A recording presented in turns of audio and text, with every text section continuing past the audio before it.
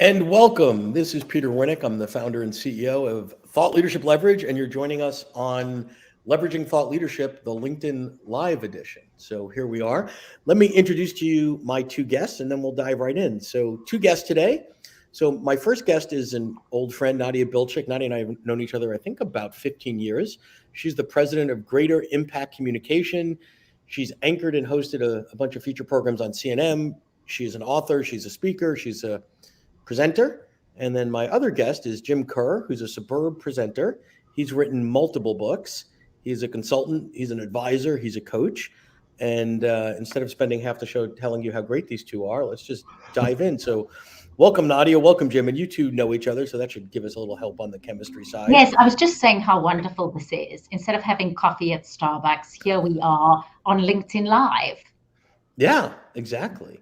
So, here we are, we're, I don't know, 18 months or whatever into this, and all of our businesses, all of our worlds have changed. So what I want to start with today, and we were chatting about this a little bit earlier, is what's the same and what's different, right? So we're still serving clients, we're still delivering value based on our domain expertise, but the formats and the modality. So let me start with you, Nadia, because on the presentation and communication side, it might be more obvious on your world. So just maybe start with some of your traditional work, presentation skills training, communication training, et cetera, all in person, coming from your on-air skills. And what does that look like now?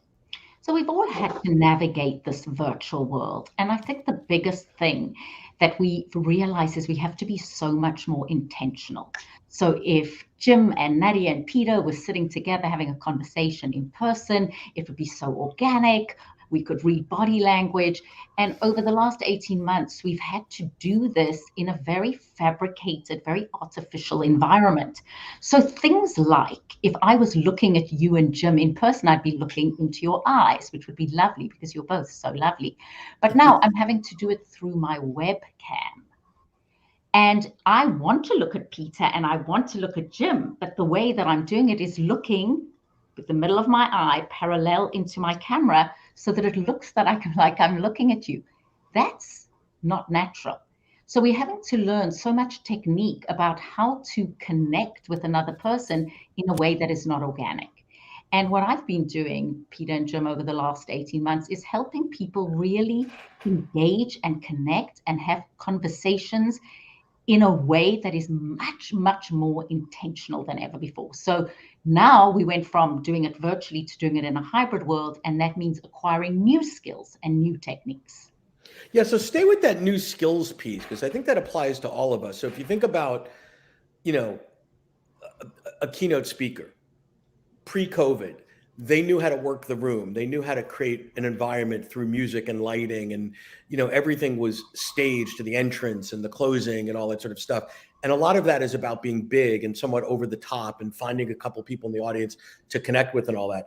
And if you move to this world and use those skills, you look like a hyper caffeinated infomercial salesperson, right? Now So you have to become very technically proficient. Now, my friend Jim Kerr, who is indispensable, probably was much more technically proficient before I was. But as speakers, we've had to navigate our virtual platforms masterfully. And we've had to learn to use our slides. But a tip that I give everybody is you've got these big slides on your screen, but don't put baby in the corner. So whose baby? Your baby and Jim's baby. So sometimes when you're sharing slides, go off the slide share so that you're connecting back with your audience. So I spent my whole career in front of a television camera. Now having to do it via webcam, we're having to acquire new skills. And you said it, Pete, when you speak to Jim shortly, and I'm excited to hear from him, Jim is not going to do a large performance because you're this close to the camera. So your whole voice modulation and the way you talk is totally different than if you're commanding on a large stage. yeah, exactly. So Jim, you do some keynotes and such as well, but most of your work is more on the consulting and coaching side. So how has it changed your world the last 18 months? Well, as Nadia mentioned, the lack of face to face has required new skills. And it took a bit of effort to really be able to get the coaching and the consulting work to work in a virtual way, because it very much, my work's face to face. I'm up in front of a whiteboard, I'm capturing notes, I'm facilitating conversations, and so on. So to be able to do that in a virtual world was a bit of a trick. But I will say this, again, we're 18 months into this already, but the clients that I work with have all been able to transition well. They're very comfortable with the medium, and we're, able to kind of do the same stuff that we used to do in person through this sort of, you know, virtual world. The good news for somebody like me who spent 30 years in a plane traveling to clients and so on and living in hotel rooms much of the time, uh, I'm wondering if I'm going to ever have to go back to that. I kind of think that we've proven that we don't need quite as much of that kind of interaction when we can do the work the way we've been doing it the last Well, years. I think that's a huge issue, Jim, because all of our work initially was always face to face. And, when I think about why, I'm not really sure why, right? Like, it's just the way it was done, right? And we were pretty nervous early on around, will we be able to deliver the value? Will we be able to deliver the goods to the clients if we're not in a room? Because I'm also one that thought I got all my energy from the smell of a whiteboard marker, right? Like you get up there and genius happens and magic happens and all that. And we had to re-engineer the way that we do the things and such. But the what is still the same, right? The models, the methodologies, the framework, the outcomes are the same. We had to fiddle with some technology and all that sort of stuff. I think the pieces that we miss are the connection, right? It's great to meet a client or a friend or a colleague for the first time and, and break bread or have a glass of wine or three or whatever. But I think the bar is now higher when we get back to normal, whatever that may be, right? To say, hey, let's have an adult conversation. We could do this in person. Is it really necessary? And by the way, if we're going to do it that way, the pricing is going to be different because we can deliver it remotely. And I think this for keynoters and consultants and stuff, that the underbelly here is a little bit of, yeah, we needed to charge what we needed to charge for the work that we were doing. And even if we had all the hacks, the executive club and all this other stuff at the airport, there's a lot of dead time, right? For me to even go to Atlanta, which is a couple hour flight from New York, to do a 2-hour meeting, it's pretty much 2 days of my life, right? And what you miss out on, what one misses out on is, if you came to the Atlanta meeting, we would chat before your presentation. We'd have dinner the night before. You'd get to know people. So yes, it was much more time consuming. But what I say now to people is, you have got to be very skilled at creating those moments of chit chat and those moments of deep getting to know you beyond the square on the screen. And I just see that Mark Angelos has joined us, who is a dear friend of mine. And Mark and I have actually never, ever met in person, but we have connected virtually. And Mark, thank you for your comments. Mark is in marketing. And we talk. I know how many kids he has. I know his background. I know what his challenges are. I know what's working out well for him. Yep. So it's the skills to have that conversation where I say to my client that I had to meet with this morning, Jenny, how are your kids doing? And I know the ages of her children, and have a real conversation. And then to be able to say, I like this question. What's your biggest challenge at the moment? And I'm curious to know, if I ask Peter or Jim or Nadia, what's your biggest challenge? You'll be as personal or professional, but you've got to be skilled at doing that. You can't just get onto your virtual meeting, start the meeting, end the meeting. I've spent a lot of time asking people, and I've collated a lot of data on what people's challenges are. And what it's come down to is, I miss the human connection. Yeah. People are disengaged. They don't have their camera on. So something as simple as, Peter, how did you get your name? I've never actually asked you that. And Jim, I don't know how you got your name. But asking people that in a team meeting, something that helps us build a bond, something that helps us go beyond just the business. Yeah, so stay there for a minute. So your first book, and I'm drawing a blank on the name now. What's on networking? Own your network. Own your network, right? So your earliest book, or the earliest one that I can recall, was on networking, and that was written in a physical world. And a lot of it was sort of the strategies and tactics on how to be authentic and transparent in a physical environment, not just selling life insurance and all that. And I think, as you're talking, I'm thinking some of the best moments of a meeting in person used to happen 5-10 minutes before as people are congregating. And then as the meeting left, hey, Jim, let's walk down the hall together. You made that good point. Let's go grab a cup of coffee. Absolutely. And the technology, leans towards efficiency. A meeting starts and ends at, starts and it ends, and that's it. And there's none of that time. I think from a networking perspective, we have to create and schedule those opportunities to just reach out and say, hey, Nadia, and you and I do this, Nadia, right? So we haven't talked in a while. Let's do a catch-up call for 10 minutes. Well, what's the agenda? I don't know. It's easy for us because we are natural connectors. Now, you, Peter, and I are both fast-paced and outspoken. Jim tends to be, as an individual, he's very articulate, but he will be an observer first. So I say to my clients, am I right about that, Jim? Probably. I probably would not have characterized myself that way naturally, but I think it's probably true. The biggest thing for me is to make sure that when I'm interacting with someone in this virtual world, that it matters, that I'm bringing something to the table that is going to help them, get better at what they do. I mean, that's my job as an advisor. Whether I'm coaching or consulting, it's all about trying to make somebody better. So yeah, I mean, and part of it's being able to listen better. I will sort of hop on the earlier thoughts that one of the good things about all this is I do think it's made us more patient. It's made us listen a little bit better. It's helped people recognize that there's these challenges that we are all up against, that we're all in it together, and that we're going to work hard together to overcome them using this medium as a way to connect. So, I think that's something that's sort of come out of this, and I think it's something that we'll gain from it when it's finally behind us. Yeah.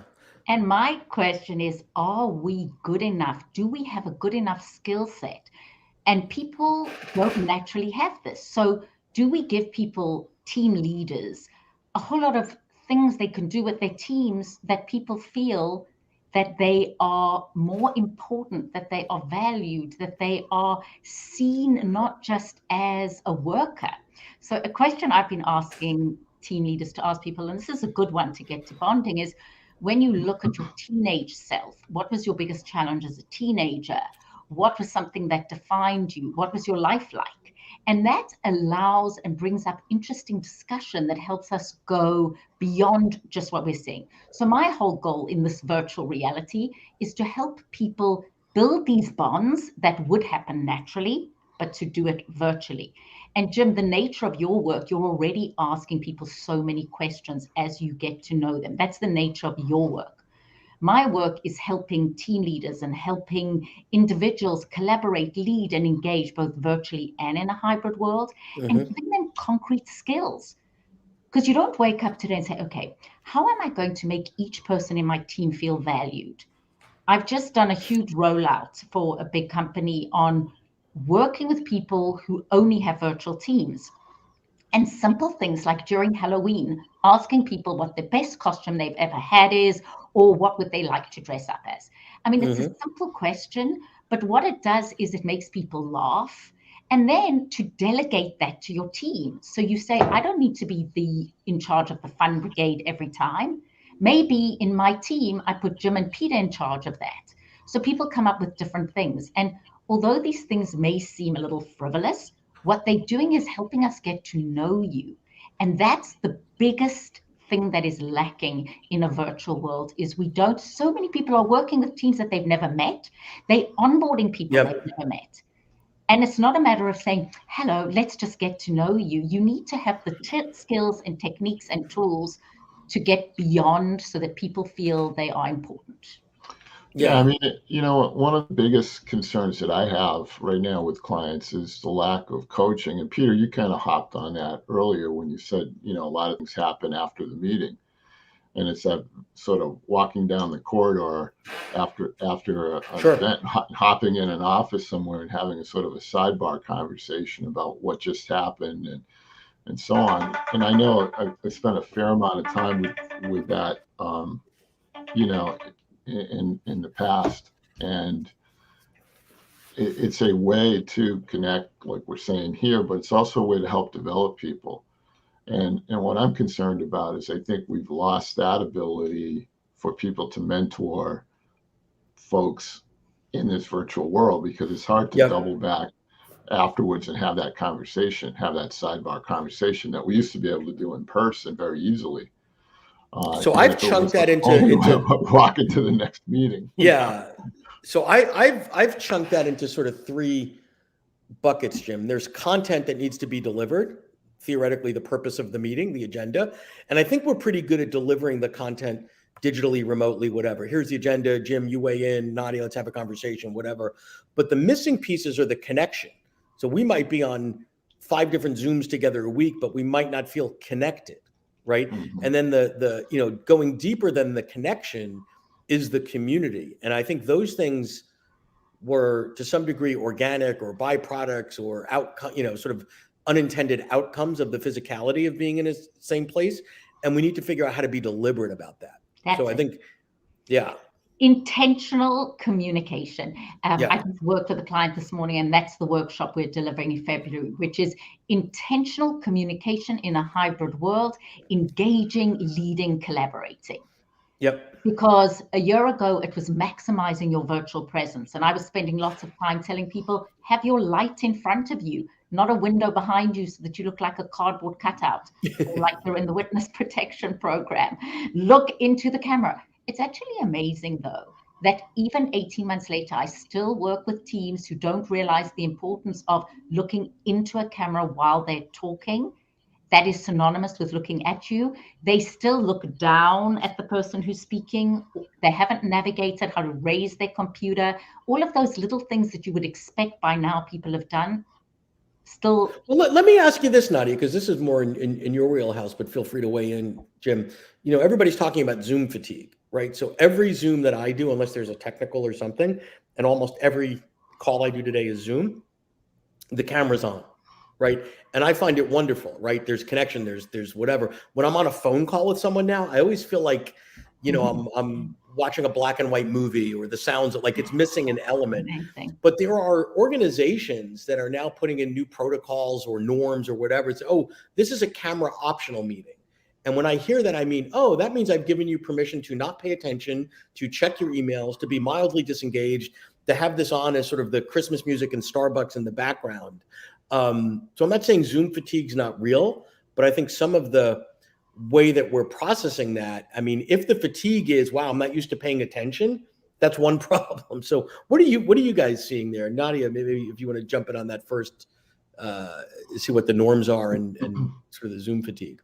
So my thought always is, where possible, have your camera on, but I do understand that companies are saying if it's a quick meeting, we can do a call because people are getting exhausted. But again, set the guidelines. If everyone's expected to be on camera, unless you have a good reason not to, say, unfortunately, I can't today. I'm also very careful about how I phrase that. When I do sessions, I say preferably with your camera on, because I'd rather you attend than don't attend because you were self-conscious or there was an issue or there was something going on. So I'm very honoring. I also tell leaders not to chastise people if they don't have their cameras on. So for example, guys, we're really hoping, this is the protocol, have your cameras on. But if somebody repeatedly doesn't have their camera on, I would ask why. But you don't want to make people feel like they're naughty school children if they don't. And yes, Yeah. it does take more energy. If you are doing a call, though, say to people, guys, I know we're not on camera, we're doing this call, but please, I need your full attention. We're keeping this brief. I am going to be calling on you, because we know that people's tendency to multitask if they're not on camera is greater. And at the end of the day, all of our roles, we're trying to drive engagement and participation. And are we doing that as skillfully as we can? And what would you say, Jim? What would you add to that? Well, I guess I'm going to take the other side on it. I've got a client right now that I work with regularly, on a daily basis, that really doesn't want people on camera. They don't care about it. They didn't issue cameras. They kind of feel like it doesn't really matter as long as we can share content. So we'll have 20 people on a phone call. and there'll be a presentation being made, and people are watching the screen and looking at the content on the screen and what have you, but no one's seeing each other.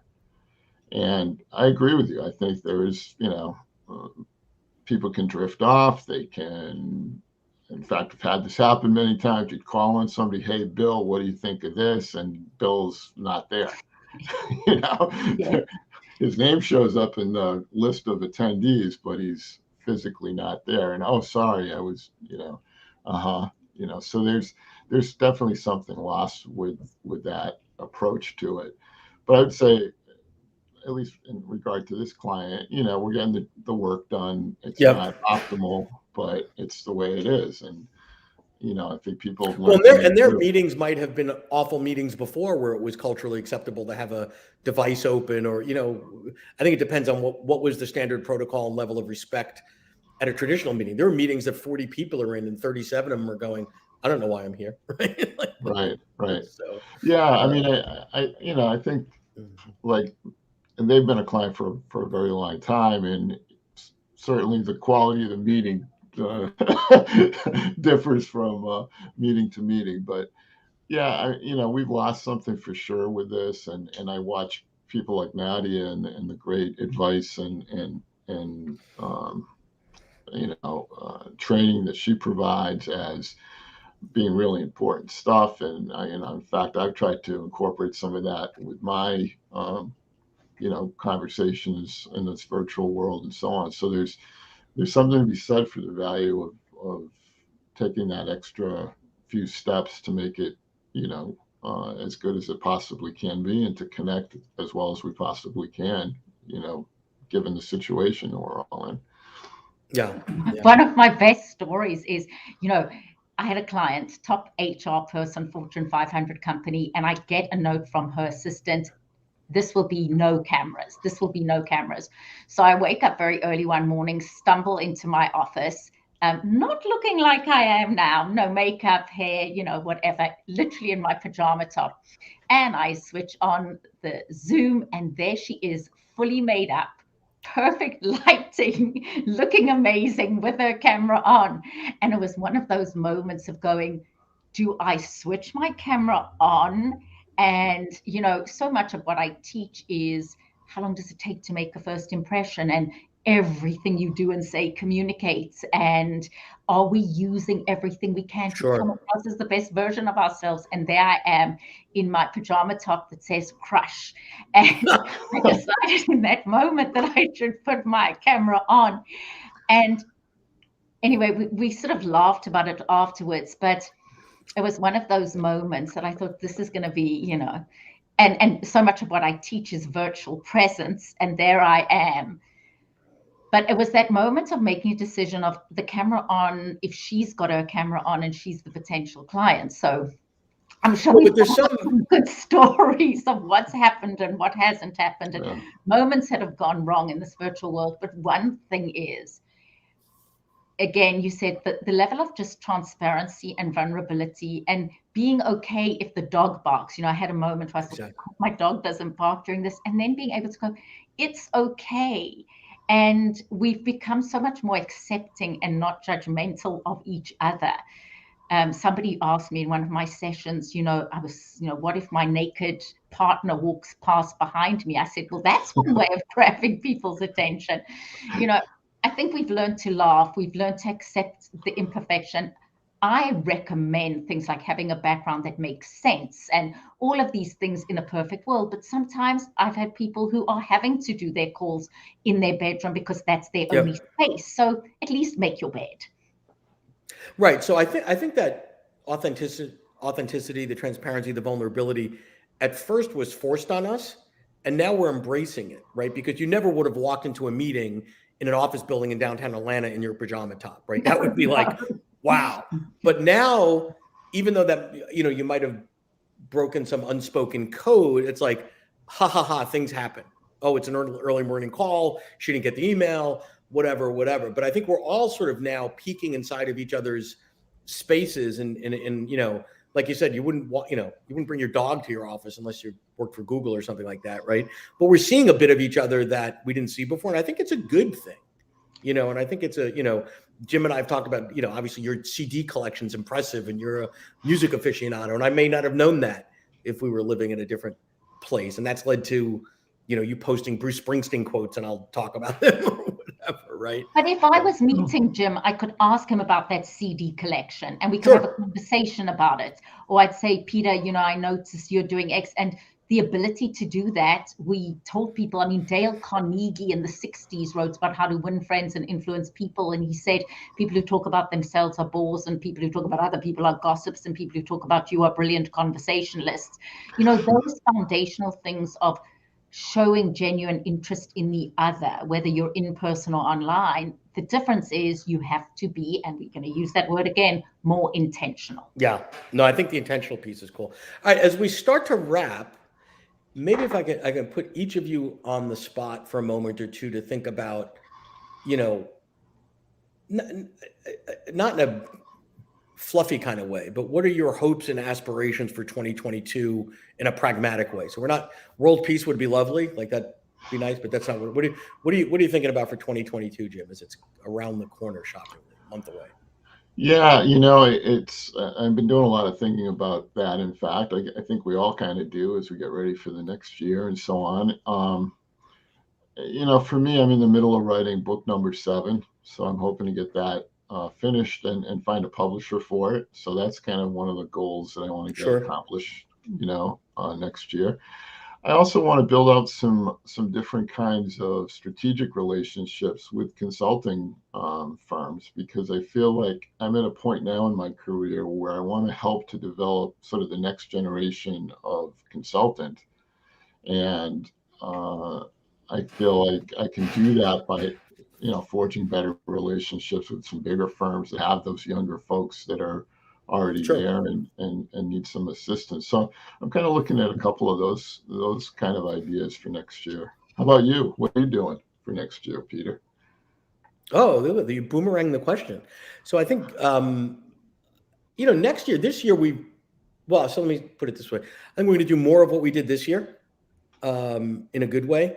I think we're going to continue to move forward. We launched a new practice area a couple of years working with large organizations as opposed to just the independent authors, speakers, and thought leaders. So we do that. We will always do that. We love doing that.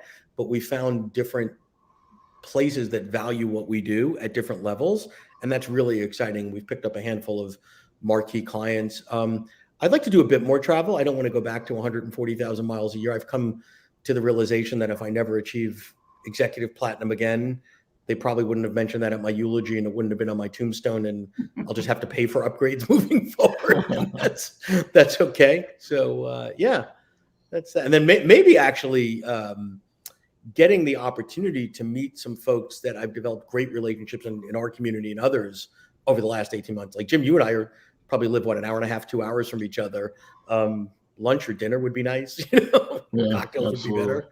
Right. And Nadia, what about you? What's looking rosy for 2022? First of all, for anybody who happens to be watching this, if you are an aspirational thought leader in an organization, Peter Winnick offers fantastic advice and guidance. And if you haven't read Indispensible, that is the one book of Jim's that I have read, and it is remarkable strategy, and it's about making your product or your business indispensable. So you've got great advice from fantastic consultants who usually charge a lot of money. So thank you both for the morning.